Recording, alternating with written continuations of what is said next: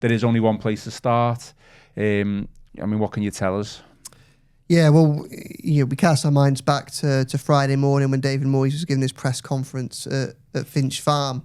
And probably the good news from that, the big line, was the fact that Jarrad and Merlin Roll, two of the longer term injury issues, were both back in training. And whilst I think that at that point we perhaps didn't necessarily expect to see Jarrad immediately, it was clearly a big boost. Now, I spoke at length with David Moyes after the cameras finished. For those, I think most people know now, but when you have the press conference, you have a live broadcast bit, which is basically for the TVs and the radio, and the cameras go off, and then what we still call the print journalists, the likes of me and some of the national news reporters, then get 10, 20 minutes with David to talk through things. And one of the big conversations that we were having at the time was about Jarrad and where he was in relation to his recovery and how pleased David was to have him pretty much back. And it got to the point where Moyes was, and this is how close, this is how devastating, I think it is for both player and club. David was actually in contention to be in the squad on Saturday. I think it was always unlikely that he was going to play. I mean, to miss a couple of months and for your first game back to be against not just Man City and Erling Haaland, but Man City and Erling Haaland in the form that they'd been, would have been a tough task. That was always unlikely, but he was genuinely being considered for back in the squad at the very least. Obviously, we know Merlin Roll was there and he came off the bench. His injury issues hadn't been as serious, but that's how close Jarrad came to a return. And we spoke a lot with David about Jarrad and what he was hoping for him. And I think we're probably all at a consensus, the three of us in this room and everybody listening, that Michael Keane has done a very good job this season. He's certainly vindicated the decision by David Moyes, who stepped in to make sure that he got an extension at the back end of June, because there was nothing guaranteed about that. Everton were making plans to sign Adam Webster from Brighton, who since suffered an ACL injury himself, and Moyes stepped in and asked to go back to Keane and see if they could get a deal done. They did, and I think that Keane has actually been Everton's best defender this season so far. I don't think he's really put a foot wrong. But despite that, I think it's clear from what we've seen over the last two seasons that this is a different Everton side when Jarrad Branthwaite is playing there as opposed to Michael Keane. Just his stature, his pace, his aggressiveness just allows that defence to push further up the pitch, be a little bit more combative. And I think we'll get onto it when we talk about the City game again, where Everton have been quite vulnerable. I think this season has been in transition. So when they go from being on the attack and on the front foot to then having to defend against the opposition, we saw real problems against West Ham and with Somerville when he got the ball, and we saw it again against Man City for certainly the first goal in that game.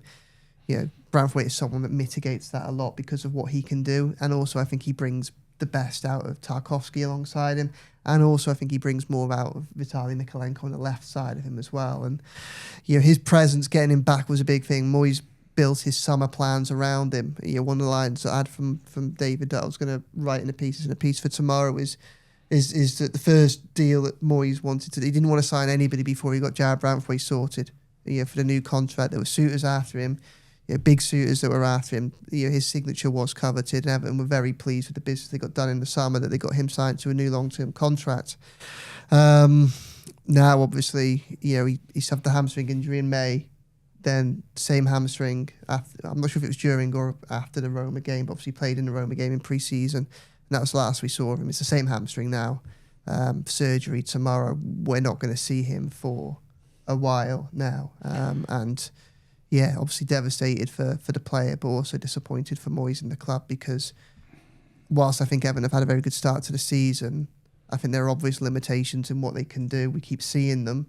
I think that in Merlin Roll and Jarrad Branthwaite, they actually had the answers to some of those problems within the squad, but now one of the big one's gone because Branthwaite's not going to be available for a while.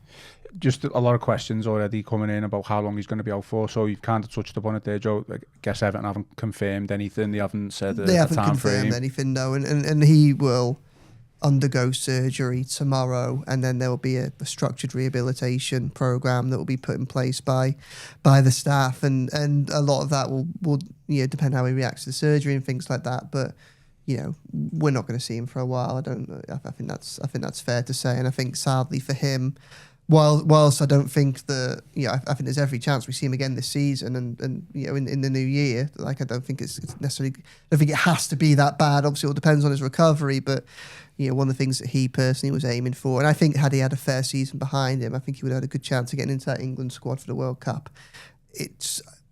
He will probably still have an opportunity to make an impression in the second half of the season, if all goes well. But he'll be playing catch up so badly to a squad that's already moved on a long way under Thomas Tuchel without him that I think those dreams probably lie in real jeopardy now. And I feel really sorry for him, because I think that was a squad. I think that's an England side that would benefit from having him fit and available in there.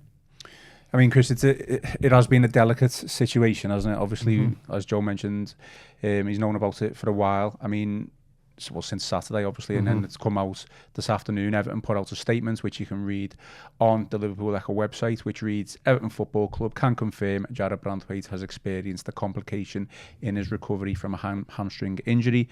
Following specialist consultation, it has been determined the defender will undergo a surgical procedure tomorrow to address the issue. Branthwaite will commence a structured rehabilitation programme under the supervision of the club's medical team following the operation. I mean, it goes without saying, it's a huge blow. Yeah, as Joe said, it doesn't sound like he's going to be back anytime soon, and the words that have been used there, reading between the lines. It was absolutely massive piece of business, as Joe's already said, in terms of the new deals. We know we've spoken before about the fact that for all the new look of this Everton team going forward, that David Moyes really wanted to base it around that solid defensive trio, and it's only in these last couple of weeks that we've seen James Tarkowski and Jordan Pickford follow Jarrad in terms of signing a new contract. So he's got them all to sign new deals since he came through the club, and so frustrating because it's been stop-start, hasn't it, with Jarrad?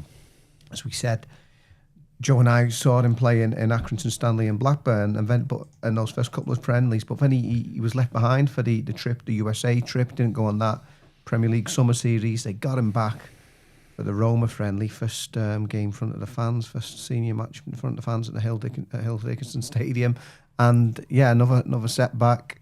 And he's only just on the cusp of returning from that. We all saw those photographs of him looking all smiles, taking parts in group session in the training, looked like there were match situations.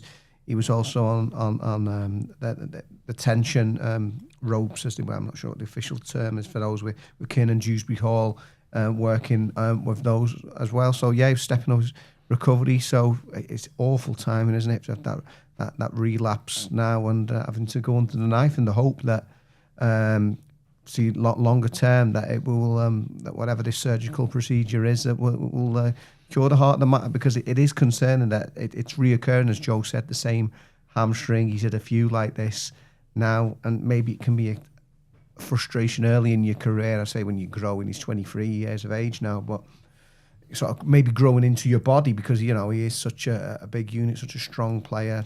That's why he's such a coveted centre-back. He combines that physicality with his ability on the ball and able to play passes out the back, and as Joe mentioned as well, playing the high line because of his recovery pace. So yes, on so many levels, it's terrible timing, and we should just be thankful that Michael Keane has done well, because he had so many critics ahead of him signing his new 1-year deal, and to be fair, he's hardly put a foot wrong, but he's not the same as Jarrad Branthwaite, nor is hardly anyone in the Premier League, to be fair.